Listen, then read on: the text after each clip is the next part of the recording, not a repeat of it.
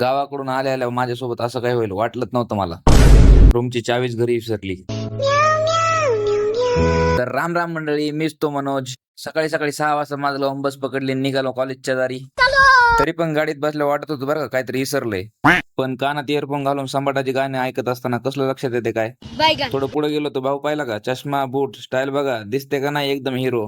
भाऊ तर हिरो आहे बरं का, पण भावाची पिशवी बघून अजून इज्जत वाढली, फुल इज्जत भावा. थोड्या वेळाने येड पप्पू, थोडा नाही बराच वेळ, ते सोडा सावली बघा, हाय का नाही एस्थेटिक. रस्त्यात चालताना आईला ही सर्दी लयच बेजार करायली राव. हा तर विचार करत होतो की 200 फॉलोअर झाल्यावर गरिबांमध्ये जेवण वाटावं, तर करून टाका तेवढी. आणि रूमला आल्यावर लक्षात आलं चावी तर घरीच विसरली. मग काय, घे दगड आणि घाल डोक्यात कुलपावर. आईच्या गावाच्या कुलपाच्या हुंड्यात आलतं काय की तुटण्याचं तर नावच घ्याय नाही.